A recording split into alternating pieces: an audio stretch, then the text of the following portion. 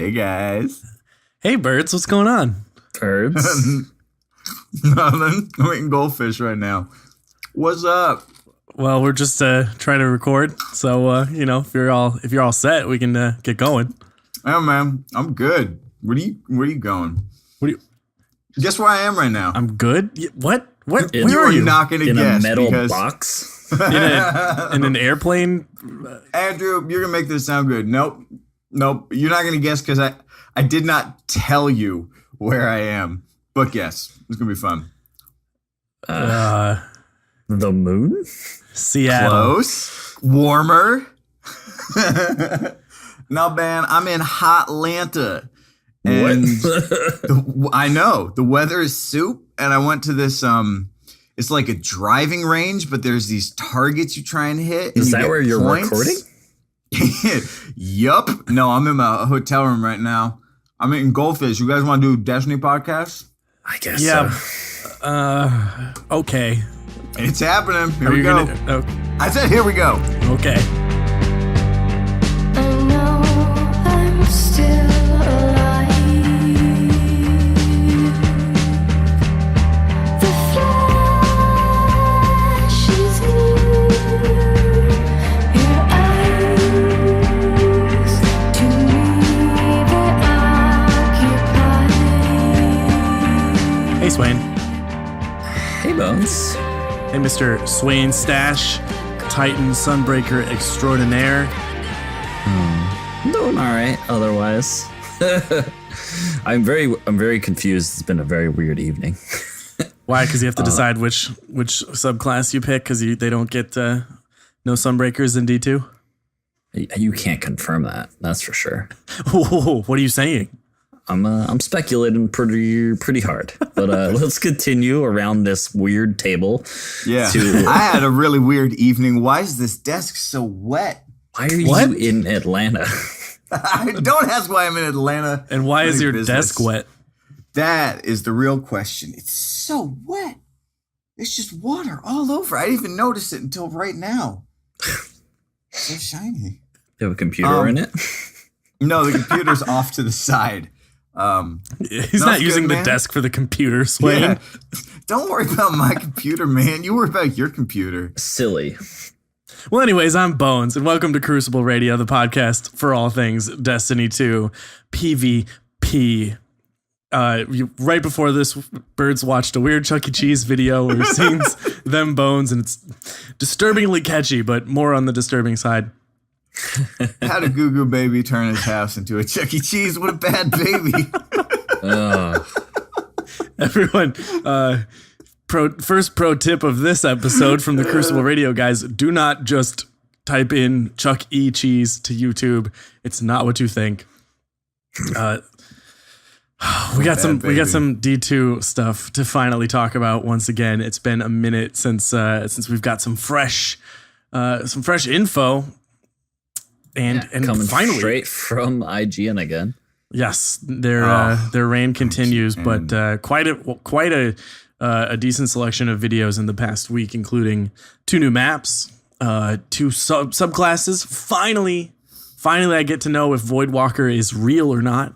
What's actually going on there, and even still, I only have limited information until I get my hands on the beta, and a few changes to control as well. There's a lot of stuff here. But before we get to that, I want to take a moment here and do our plugs.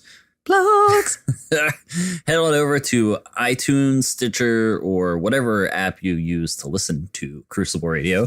And please leave us a review. 5 stars, because we're 5 stars. That's because we're 5-star boys.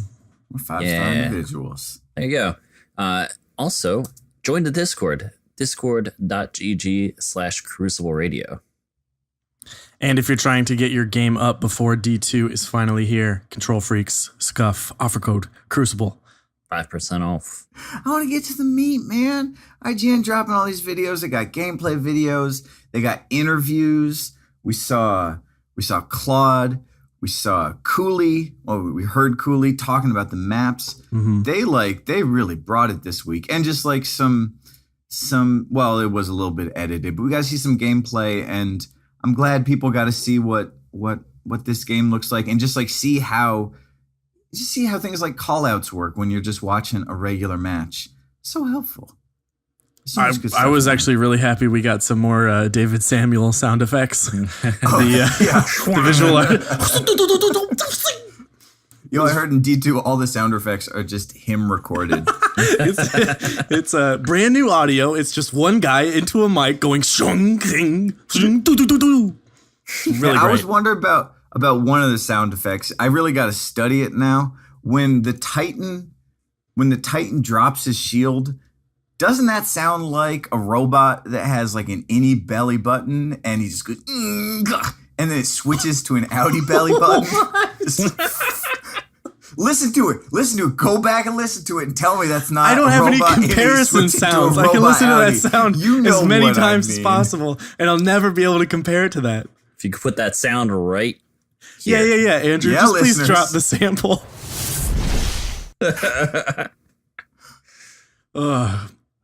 Yeah, I guess, kind of. All sorts of things coming in for Destiny 2.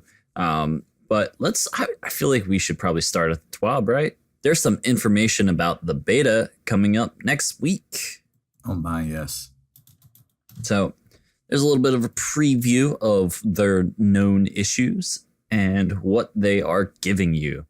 You are going to have access to all of the subclasses we have seen. So Voidwalker, Gunslinger, and Striker are also in there with the 3 new subclasses: Sentinel, Yawnblade, and Arcstrider. Yawn Blade. Wow, are we already taking Yawnblade. shots? Maybe.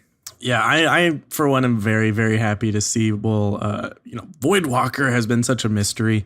I want to get my hands on it and really, really get a feel for it before I go into D2 and really lock in one class to play a lot at the beginning. We also got some information about, simply the fact that it is a beta. You might get kicked out of a match once or twice or experience some error codes, but it's all about testing out those server capabilities, testing out bugs, and getting it right so that we can just play and it's all good to go on day one. And everyone knows how important a good day one experience is, especially if you're taking days off of work and stuff. So it's going to be a testing experience. Bones, I think you said it best on Twitter earlier. And it referring to this line, sandbox balancing is still taking place. Some weapons or abilities may have higher or lower damage than intended. Mm-hmm. And you will not find the meta in the beta. The meta in the beta. So have fun. Enjoy the beta. And enjoy the new subclasses. Enjoy the guns, the setup. Look around. Listen. There's lots of sounds that they purposely put into all of the things. Whether it's popping your robot belly button or walking around in the jungle. That's You notice those little like area sound effects on the new maps, like you hear like the ambient sound, little bird noises here and there. the jungle. Screaming of the birds.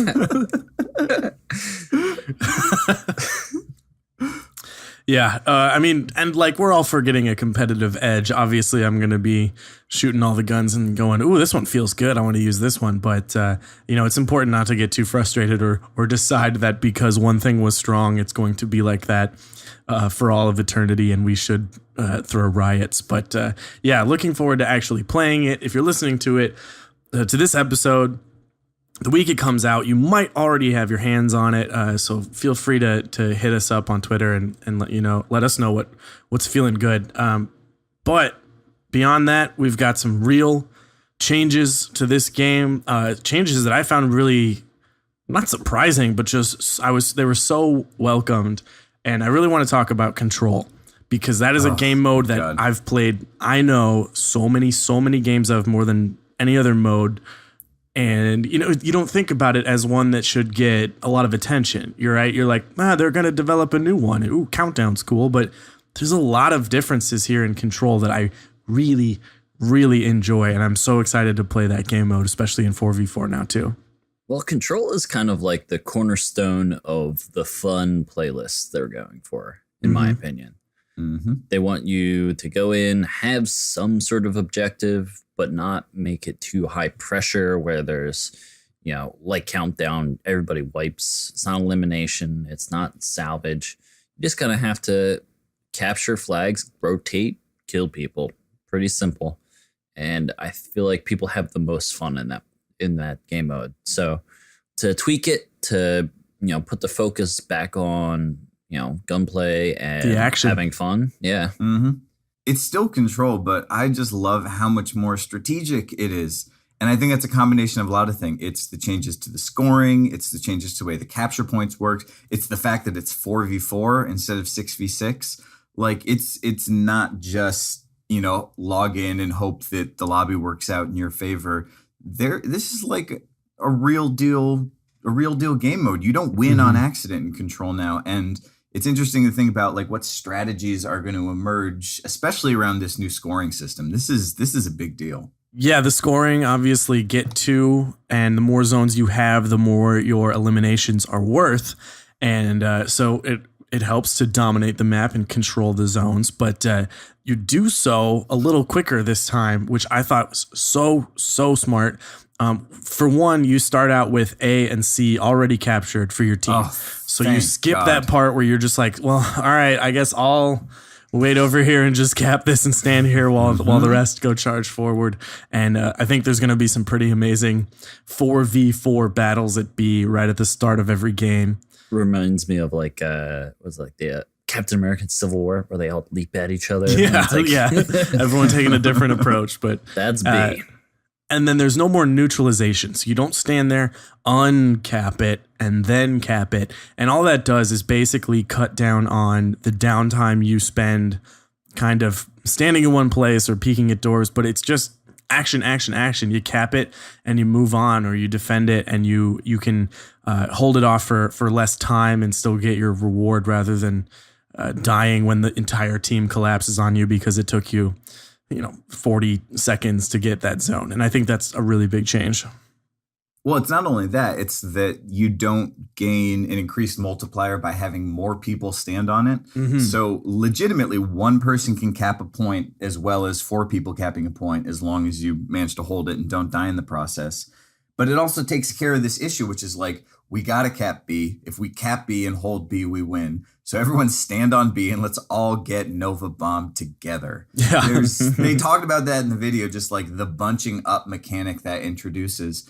And combine that with the scoring where, okay, you get 1 point for 1 kill.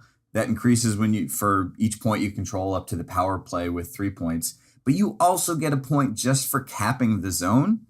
And I wonder if you're playing Control with a force set, if you don't, there's not a strategy to be had there for just saying we are going to keep turning zones over. We're going to get kills when we get them, but we're just going to dominate the board and pick up the edge where just capping a zone alone is as good as getting a kill. I thought that was kind of cool. And I think that caters to a play style where, all right, you might not be a Slayer, but if you focus on capping zones and moving around the map quickly, you're contributing to your team not just by increasing the points for the people who are getting kills, but also for capping the zones themselves. I don't know, I thought that was kind of cool. That seems to take a page right out of the Sweat book, which is zone control is a huge mode in competitive Destiny right now. And it's all about those fast, just take back this zone and move on. Just neutralize this one, but I'm going to bail.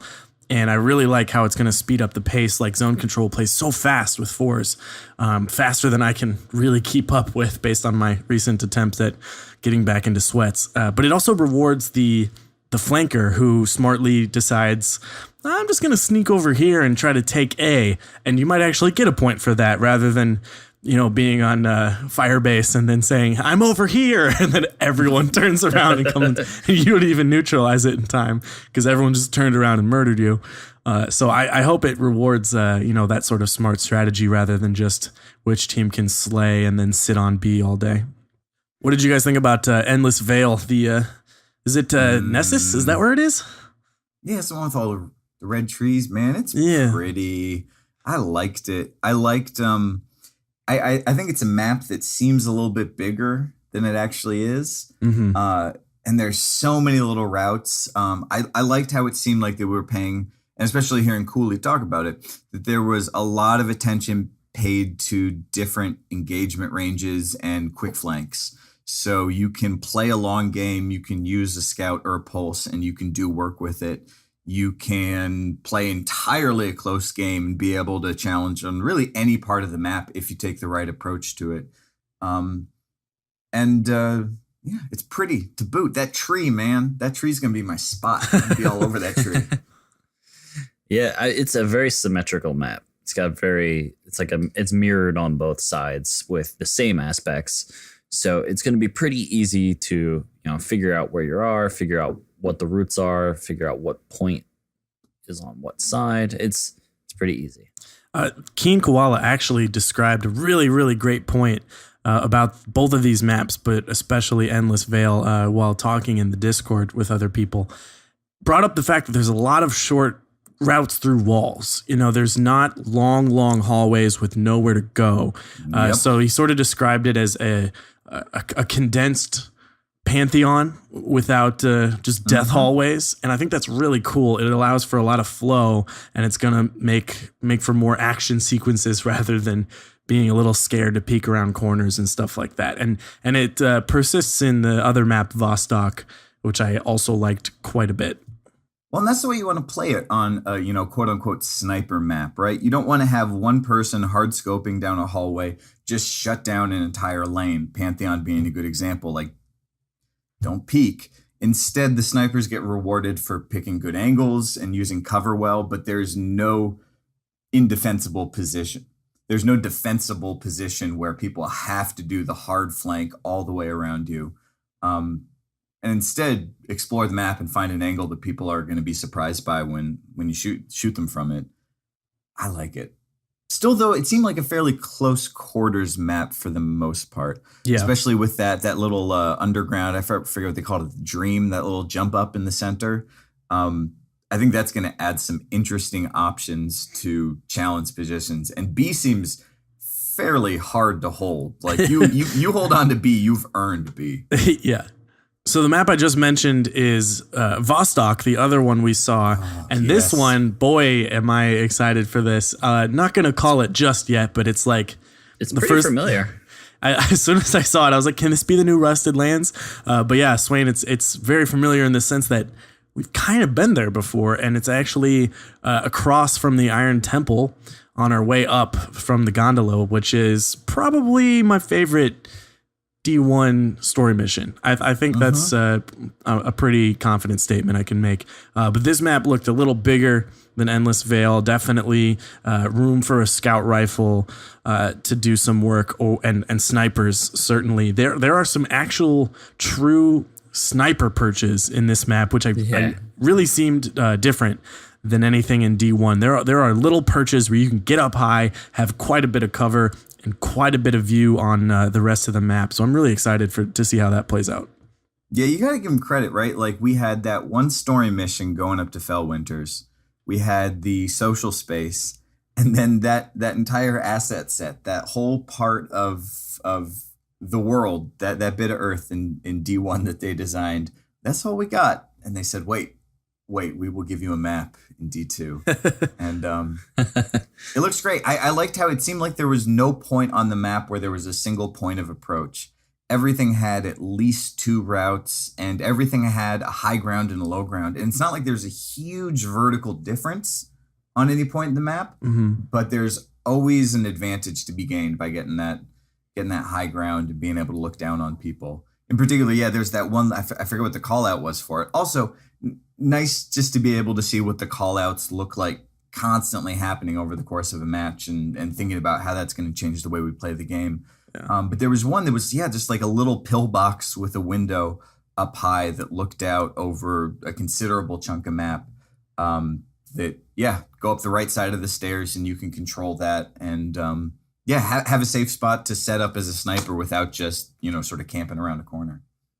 Yeah, so it's got two sort of competing towers, which gives you a lot of angles in view. And it sort of seemed like initially like, oh, maybe there's like a dead man zone out here. Just if you run out there, you might get shot. You better hurry across. But actually, like we were saying with Endless Vale, that there's this cave system that offers a shortcut to any control point, really. And something we mentioned back when Midtown was first revealed is that maps are being designed for game modes now.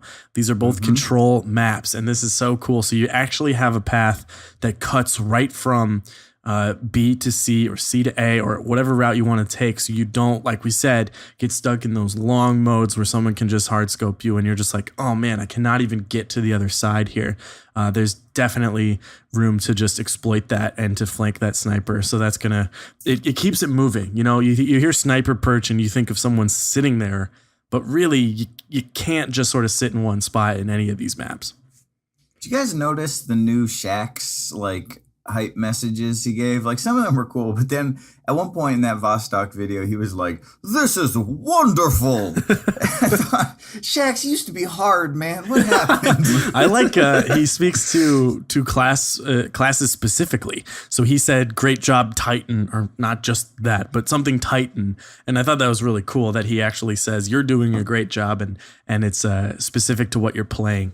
And that made me pretty excited for the other words we might hear.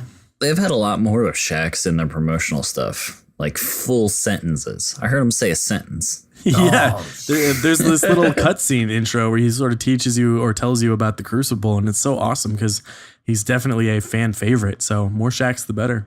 It felt more like he wasn't, you just didn't get a Shaxx audio sample played at you when you do something particularly notable or you're doing really poorly. It felt like he was kind of commentating on the match. Like you pick up power ammo and he's like, "I can't wait to see what you will do with that." It feels like you have a bug in your ear kind of watching you and playing along. I'm sure we'll all get bored with it pretty quick. But as soon as I heard that one, I was just like, oh man, I'm going to get ammo and then turn around and die immediately and just feel like I let Shaxx down right away. I can't wait to see what you do with that. Oh, nothing. Great job, asshole. Yeah. Well, that's the two new maps for. Are we going to get to play either of them in the beta? I don't think we are. Endless Vale, yes. I don't know if I heard specifically if Vostok was going to be available. Yeah, I don't know if I want to play on it yet. I know. Save it. So much Save of this it. I want to save, but so much of it I want to play immediately right now. Yeah, if this beta is the chance, even though they're probably going to tweak stuff, they're probably not going to tweak the maps that much. So right. Getting to play the map enough to kind of, intuitively know where the spawn points are on it, know where the control points, learn some of that routes. That's going to be fun on day one of the real deal to have that little bit of edge. I will say that I played Rusted Lands pre-release of D1, still my favorite map. So a good map I will love forever, and you'll play it forever. So if these are good, we'll feel good about them for a while, and hopefully they are. Crossing my fingers. I got a lot of faith. Well, we got to talk about these new subclasses, but there's some other little things I noticed in these gameplay vids. What did you guys notice in the weapons that caught your eye? Because I saw a couple things that went, maybe go, ooh, what is this? Make you go, ooh. Make me go, ooh. Well, for starters, we got a chance to play, what's that spin gun? Sweet Business. Sweet Business. The spin gun. That's what they're called, right? That's the thing. Sure. We got to play that. Soldiers, man the spinny gun. The fidget spinner gun. Topical. We got to play that at the D2 reveal, and I remember playing it there and being like, right, whatever, it's like a new Suros. It spins up. That's cool. But it was interesting watching them play it on Endless Vale and seeing how they used it. The player who was using it seemed like they'd spent some time and would intentionally spin it up before they came around the corner. Good demonstration of sort of pre-aiming at head level, and actually a lot of sort of pre-aiming and pre-shooting, much more than you see in D1. But man, once that thing got spun up, especially with the 90 round mag, that thing was melting. I admit, they feel like I sort of overlooked that one at the D2 reveal. There was something going on there. That gun felt solid. Well, it was in the hands of Mr. Tocom from Bungie, who is ruthless, and I know that from very close experience of being on a team with him. The dude destroys. So I think it was really cool to actually see it in hands of someone who's like, oh, I'm very familiar with these guns, and here's how you do it. And you do these pre-fire moves where he would just get that charge up to that fast fire rate and just turn a corner and know where they are and just melt through them. I mean, it was really incredible. I will say that the D2 reveal, we were, just running through everything and like, how much can I use at once? So, I don't think we had nearly enough time with anything there. So I sucked at the reveal. Let's be honest. You had your moments, man. You had your moments. It was like, second half of the last game. All that matters is that we beat the community podcast. A friendly matchup.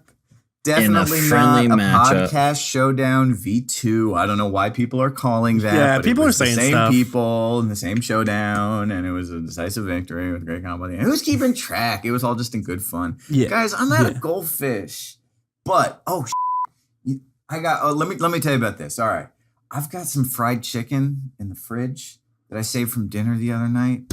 Atlanta, man, like the South, like they do like the spiced fried chicken, so it's not just like flour and salt. It's got all these spices in it, and these ribs I had, Swain, you probably know, like they weren't moist, they weren't dry, but they were like crunchy. It was just all brown sugar on the outside, and the meat was really crunchy. Best ribs I ever had in my life. Atlanta, you got that figured out. Well, I'm just going to eat mince that I stole from the lobby right now. What am I going to do, a podcast to not eat continuously? Wait, hold on. Were these mints? You stole them or they were free and you just took some? There was definitely just a jar of them at the front desk. I took about 30 of them, but they're technically free because I get hungry late at night when I want a little snack. I want to hungry for mints. Well, I'm hungry for food, but you take what you can get when you're traveling. This mint is delicious. Yeah, the first one's okay. The fifth one is when it really starts to click. When it really starts to burn a hole through your tongue. I'll tell you what I'm going to do. I'm going to eat the remaining skin off of this chicken, and then I'm going to switch to mince. Let's get back to it. Did you guys notice on Vostok, and I got to say, whoever was playing Titan on Vostok, solid playing. Finally, nice to see someone in these gameplay vids who can like hit some snipes. Finally, just get some of those quick scope headshots. But that Titan was using, and we'll talk about the Titan and even the Striker, who we've seen and played before. That Titan was using an auto rifle. And the auto rifle, and maybe it was just the sound of it, because, oh my God, the sounds in D2 hit so much harder. Mm-hmm. But that auto was just doing some work at range. It felt like a viable weapon outside of the range in a way that maybe one of the autos in my vault right now seems to hit. It doesn't seem like it's just Doctor of Passion or bust. It I don't know. It felt really good. It seemed like what do you call it? Like Vision of Confluence almost.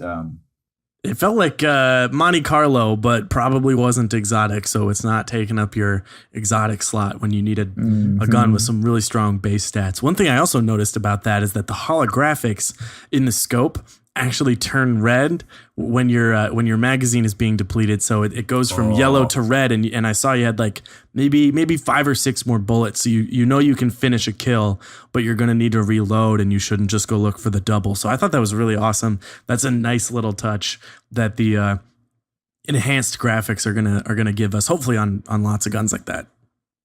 Good informational cue. We'll talk about that later. I'm done talking about maps. I'm done. And guns. Can I just say? Let me say one more. PDX is back, but it's all beat up now. It's all cool and different PDX. Looking. Yeah, finally compete with Hawksaw. All right, that's enough of that. We're gonna talk about subclasses, guys. We saw 2 this week that we had never seen before in D2. What do you want to go with first, Swain? I'll let you pick. Let's let you talk about Voidwalker. And You want to get it out of the way? And we'll talk about the best one to finish. Yeah, admittedly, minimal Voidwalker experience. I say minimal just because, 5 minutes with longer cooldowns means 1 super and maybe 2 grenades we saw. Looks like a newer scatter. Very cool visual, very kind of spooky the way it sort of exploded outwards. It looked like those bombs that come out of the heavy pikes when you jump side to side, like they sort of bounce outwards, and you get a little more, definitely a wider range, I feel like. So who knows? Yeah, it felt like it covered more area, which for a grenade that currently is a little limited, you really have to land them today. That felt like more of an area control grenade and more of a viable choice, maybe. Yeah. Didn't see what kind of damage it does, unfortunately, but all right. Well, look, guys, I'm just gonna say it, and it's crazy to say, but Blink is in Destiny 2, and I'm so stoked. Mm-hmm. It is it new Blink? It made like an amazing noise. It's D2 Blink, baby. Good sound. I noticed a couple things about it. So you do lose your HUD during the blink. Mm-hmm. Fair, as you should. Not unreasonable. Okay. Well, okay. Say what you will. There was one thing, and this is like a small mechanical thing, but this was the reason I stopped using blink in D1. Was that he did a couple tall jump blinks where he would blink up and at the time it right. So at the very top of his jump, he would land on the platform he was jumping up on. And the moment his feet hit the ground, he was ready to engage, ready to take shots. And to have that sort of reduced cooldown after you hit the apex of your blink and be ready to engage. Yeah, your HUD is coming back up, but that seems very usable because in D1 with blink, it's tough to jump up and shoot someone at the apex of the jump, which is something that you do all the time. You know, you're on Cauldron, someone's on bridge heavy, and you're going for them, and you really got to get up there and settle in before you can shoot them. It felt usable, and hey, it's not on Hunter. This is a perk of playing Voidwalker. Things I noticed about Blink and things I want to know more about Blink. It certainly feels like the current year one Blink way more than the original. But I think that will interact with a completely different game in much different ways. And we really we can only see through playing it, which just kind of makes me like itch to play it right now. I really want to know if it feels right. The other thing is that Blink downside, like you sort of mentioned it, is that you kind of miss. You can blink straight up and then not quite make it to the platform. And when you do that, you fall straight down and you really don't have an angle. A Titan or a Hunter can just sort of jump straight up and then control their movement. Blink does put you in a situation where you need to get that running start again, where you sort of back up like a cat trying to jump a counter.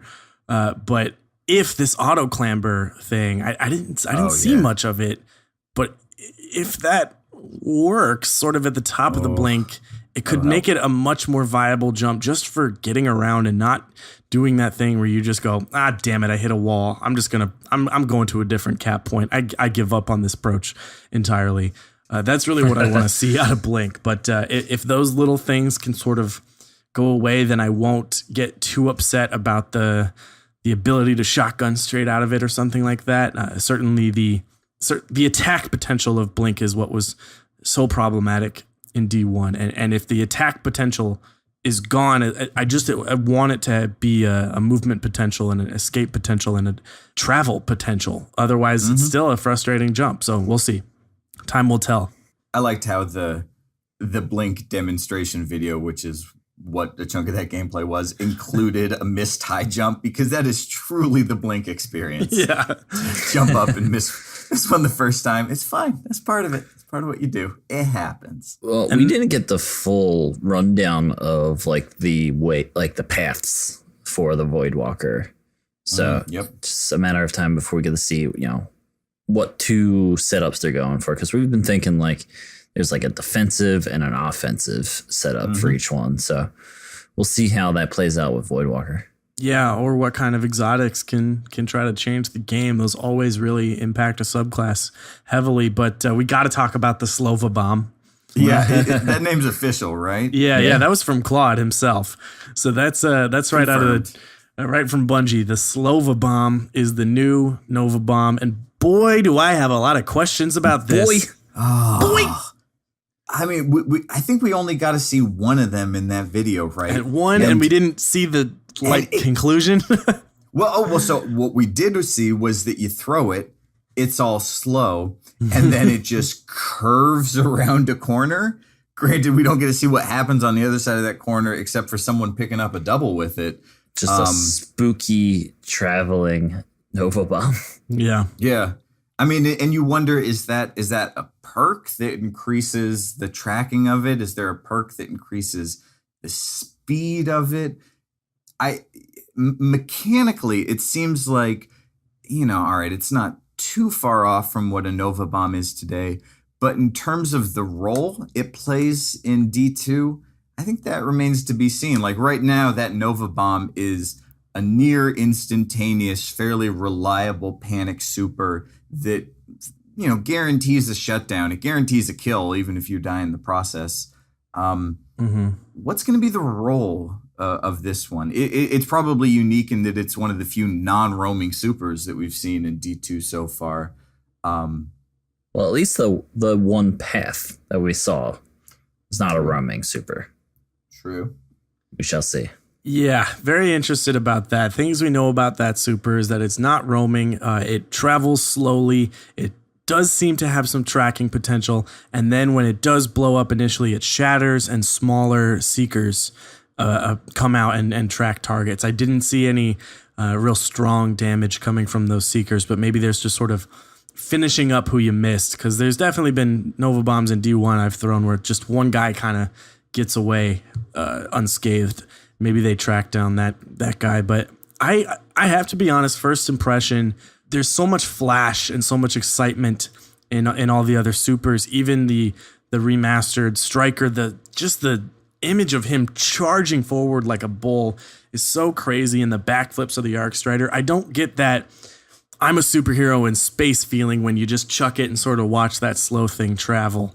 And it doesn't quite feel like it's going to be that, well, I'm getting pushed by 4 people and I'm just going to put this at my feet. Maybe it still works like that. I just got to know what kind of player experience I'm going to feel with that. Right now, it stands out. It stands out from the other supers, and we don't know what the other perks are really doing, but it stands out in a sort of odd way in that sense. But hey, it's my original class and I'm gonna try it out, I think, first in the beta. If I can get to it first, I will play Voidwalker because I'm very curious. But all right, let's talk about the current celebrity of the Destiny world right now, which is the Sentinel Titan. Okay, so Sentinel. We've, to date, up until this week, we'd seen some promotional footage. We'd seen some glamour shots of that shield bouncing around. We have a better sense of the mechanics now, both in watching gameplay and hearing Claude talk about the design of this class, what went into it, and some of the things they accomplished with it. And the utility alone of this class seems off the charts. This one's going to be a favorite. It's going to be the one I most likely use in D2. That seemed fairly obvious once it sort of felt like the spiritual successor to the Sunbreaker with that sun charge. I mean, Striker gets it a little bit too, but I mean, this thing is nasty. It's got the throwable item. It's got the charge. It's got the maneuverability. You can do those little sort of relic dashes to cut through the air and stuff like that. You can walk forward with a shield, essentially. Yeah. It's a lot to it. It's like the Swiss Army knife of supers, in my opinion. You have a shield that you can use as you walk forward to attack someone. You can drop a bubble if you really really want to. Well, that aspect of it, that's not a choice that you select with your path, but a decision that you get to make on the fly. Do I want to pop the shield, throw it around, have some fun with it? Or does the situation call for a bubble? That's combining like the best elements of Defender and the best elements of Sunbreaker together in one class where, if you're playing Defender today and you're popping that bubble, you better hope that the other team doesn't have a bubble popping heavy response to that. Or a lot of the strats for going against the bubble was knowing like very specifically that person is using a defensive super, and we're gonna save like our golden gun or our Nova Bomb or our smash for the bubble. And it was always just like, okay, he popped the bubble, or I'm gonna go in, I'm gonna kill it, or I'm gonna go in and I'm gonna try and kill everyone inside the bubble. But with this, it kind of keeps you on your toes. So you don't really know how they're going to do it. And you still have to be kind of afraid that they're going to use it offensively. And the thing I'm most curious about it, though, is how many people will one shield throw kill? Well, that's the thing I'm still confused on, because you throw the shield, it bounces around. I'm not clear on if it auto bounces to everyone in range. I'm not clear if it's a guaranteed one-hit kill. I'm not even clear if once you've thrown it, you have to wait for it to finish bouncing around before you get it back, or if you just get the next one, you can throw it and then immediately put the shield up. Something to try out in the beta. Well, I sort of guess, I feel like when that first throw happens, and this is in the 5 minutes of IGN footage, when that first throw happens, it misses and it seems to bounce kind of upward. So to me, it sort of felt like if you don't hit a target first, you're certainly not going to get a free kill when it automatically seeks someone out on a bounce. There's just my guess there. And then you can see little bits of cooldowns. And I don't know if that means they're just displaying that short cooldown and you can throw it a second later anyways, similar to the hammer throws, or while it's bouncing around, you're not just going to be able to chuck more, because you can kind of throw hammers while another one is flying. So I think that might be the big difference, is that shield needs to be done with its course before you're going to chuck it again. No, there's a lot of unanswered things for it. One of the other things that it did get, though, is it got the void wall from the Night Stalker. Yeah, that was interesting. The new grenade. Yeah. So far, I know that they put the spike and the void wall. Did we get to see him use a suppressor? It sort of looked like that suppressor he threw in that game was the suppressor, but we didn't really see where it landed. And I feel like we need that final splash to really tell. And of course, this will be answered very quickly once the beta's out and this episode is out. But my guess is that the suppressor carries over to this class. It is a neat part of that kit. So yeah. The other thing about the bubble, though, is that they put it so that it's no longer just like you never know when the bubble's going to go down. You can actually see the bubble going down. Like it starts to deteriorate, and for lack of a better way, it's like Winston's bubble in Overwatch. You get to begin to see that his bubble's starting to, deteriorate from weapon damage. I think that's a cool ad. I liked hearing them describe it and mention that the bubble, the important thing to visually indicate in the bubble is not how much time is left on the bubble, but it's the damage done on it.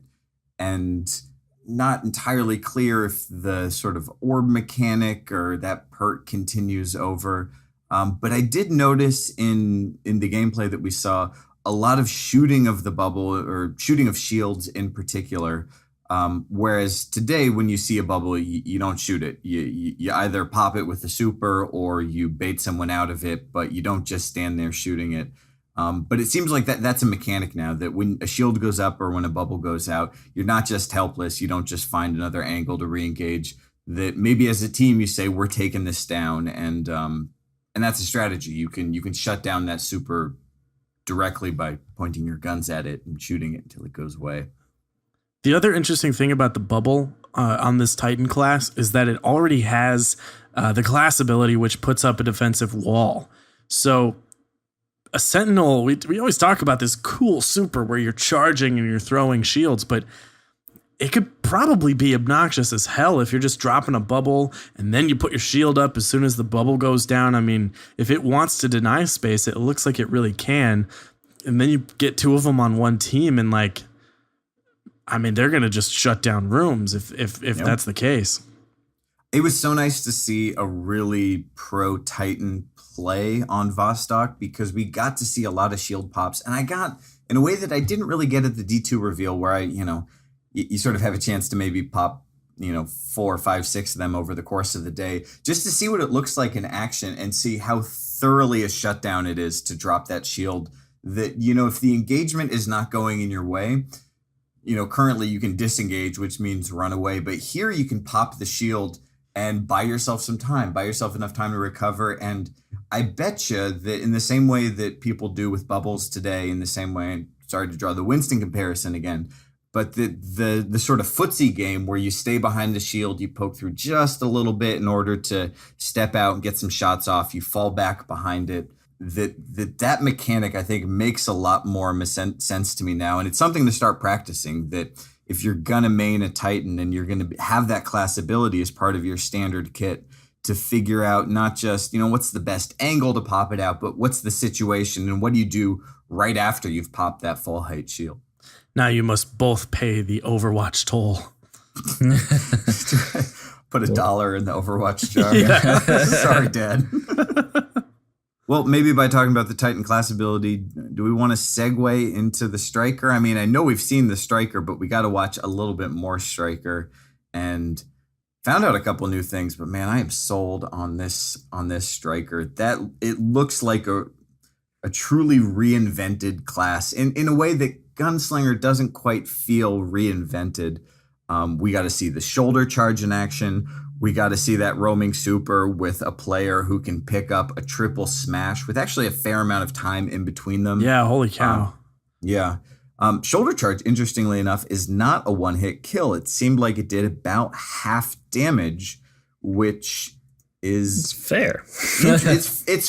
It is fair is a good way to put it. It's not just that, well, I didn't get the shotgun off in time, or I didn't get that charged melee up in time, and the shoulder charge just wipes me and they keep on moving. Be cool to see it as like a finishing move. Like you're shooting, with an auto rifle or something as you approach, and then you get close enough to them and you get this shoulder charge off and finish them off. Seal the deal. I think also the shoulder charge with immediate melee follow-up. I don't know, Bonesy, if it was you who had mentioned that in the Discord, but that's definitely going to be a move to practice. One thing that seemed a little bit unusual to me is that it didn't seem like it had the same visual indicator once it was charged and ready to go. It seemed like the Titan in that play was sort of, taking it on faith that their shoulder charge was ready, or there was an indicator I just didn't pick up on.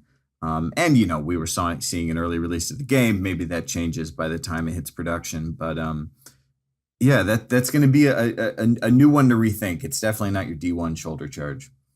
Lightning grenade still works. Yeah, maybe two of them somehow.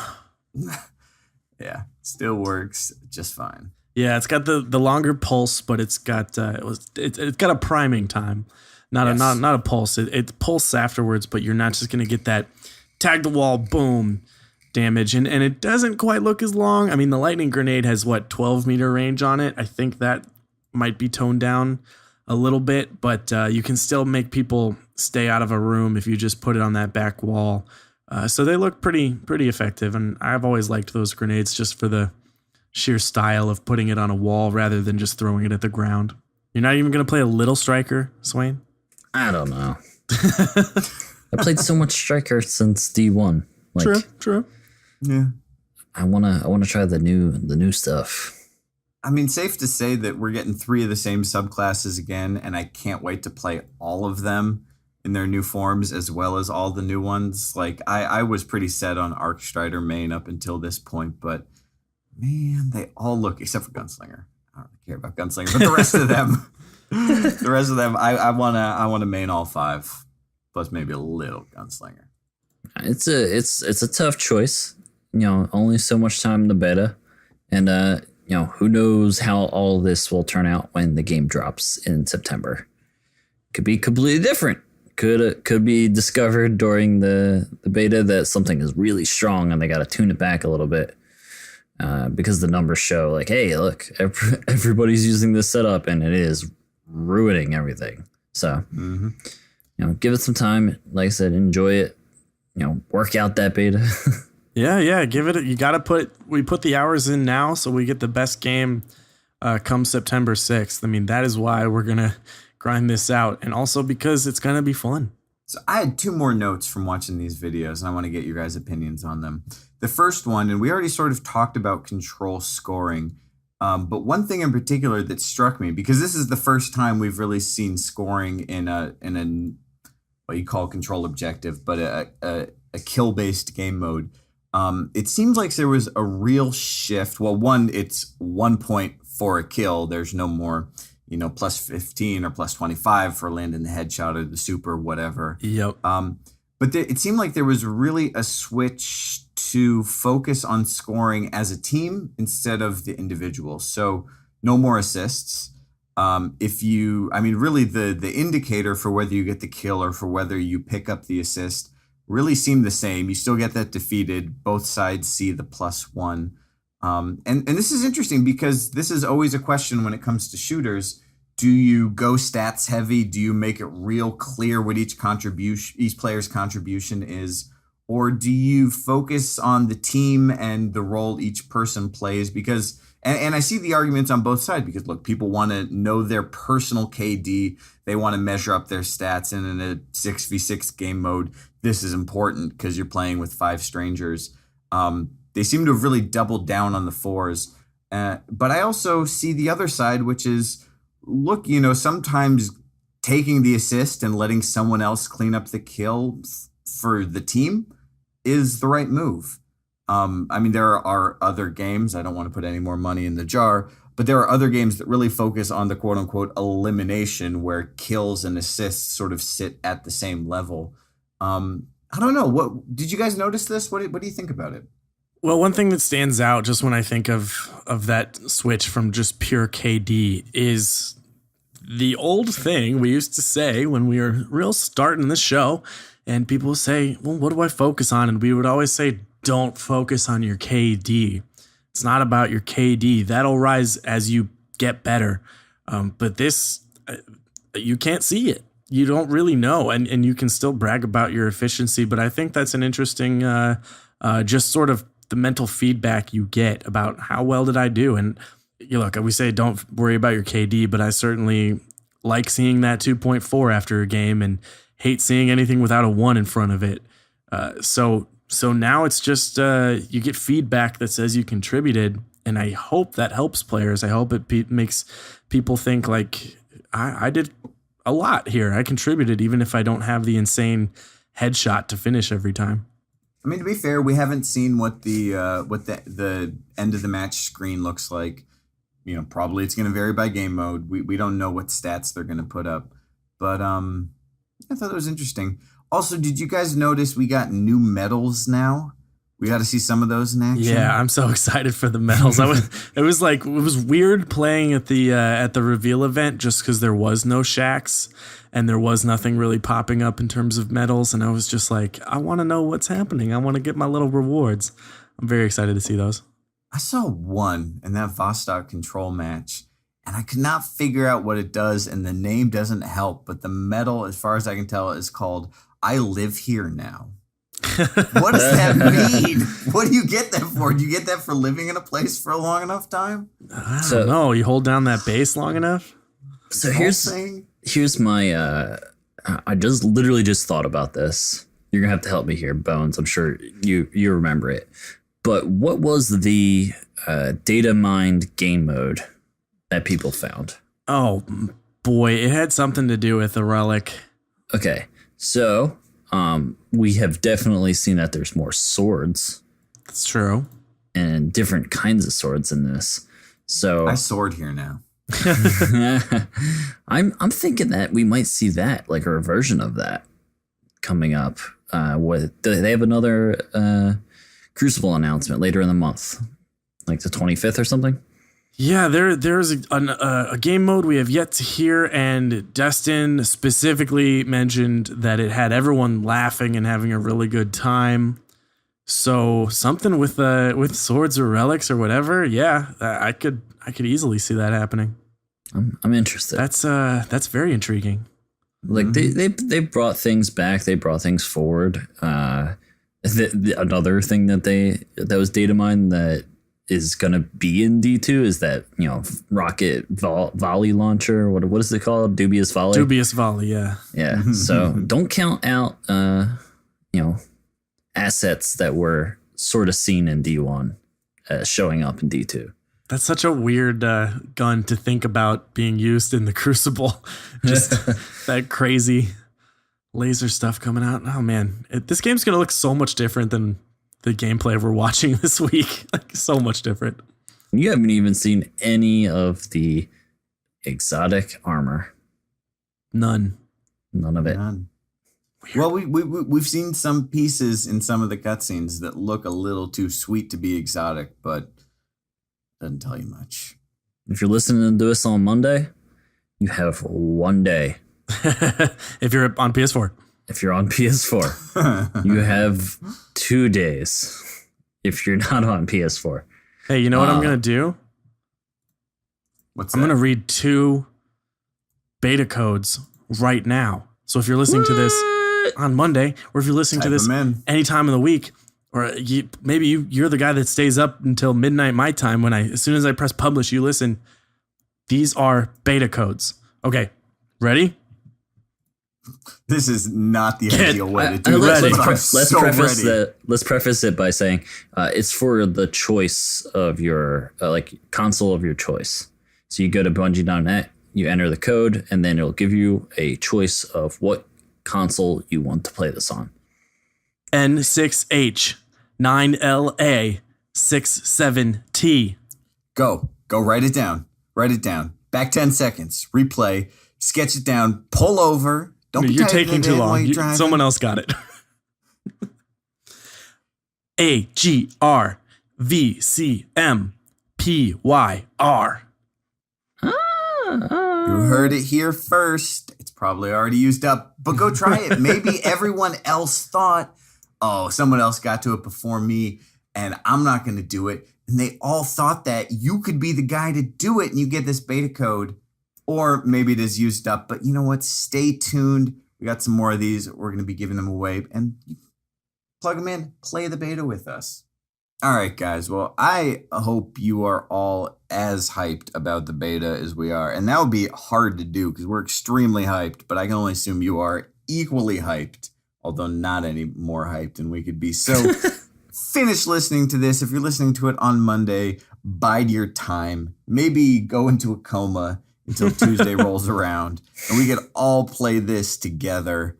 And we should probably stop talking before we say something that's directly contradicted by what we get to play in the beta. Yeah. Yep. And stay tuned because we're gonna have some beta coverage. Our next show is going to be good. It's going to be real good. It's gonna be informed in a way that we have not been in a long time. And we're going to not forget that this is a show about the Crucible, and the Crucible, no matter what Destiny you're playing, is a skill that can be mastered. So we're never going to stop teaching you how to win at the Crucible with the continuation of our Back to Basics series. But for now, stay hyped. Space Internet. As always. Also, support us on Patreon. Head on over to patreon.com/Crucible Radio. Get to ask us questions, get a bonus podcast, all sorts of hang out. giveaways every month. Swain and I are discussing a big summer giveaway. Yes, we are. Can tell you about that right lots now. of things. Quite one. Get you hype for Destiny 2. But, yeah, we will catch you next week. And we love you. And we care about you. And we would tuck you in, but we're not everywhere at once. Sorry. Can you tuck me in at least? I'm going to need a good I feel like you need tuck it. after this one. I don't think you're going to need someone to tuck you in. I think you're just going to fall asleep. Okay, well, You're gonna go face down in that wet desk. it's still wet. How is it? No, it's Atlanta is the reason why it's still wet. It's just All right. this place. All I'm right, Okay, getting bye. this out. Bye. bye.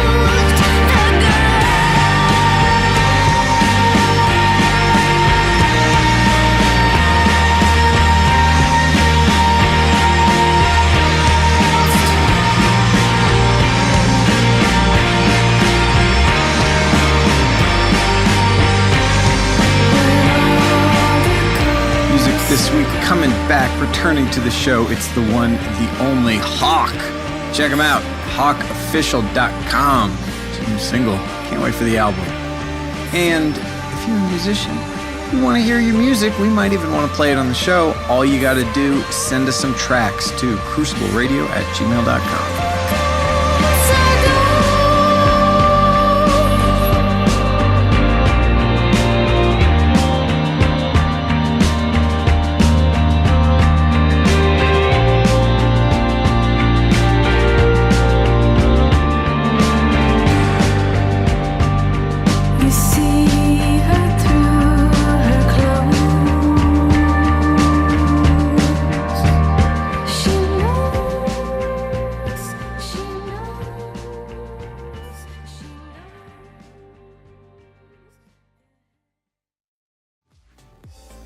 What's up, everyone? Bones here. Do you like podcasts? Do you like chill conversation? Well, me and my co-hosts Swain and Birds put out a bonus podcast every month on Patreon. If you want to check it out and be a part of more awesome stuff, head over to patreon.com/Crucible Radio and join the squad.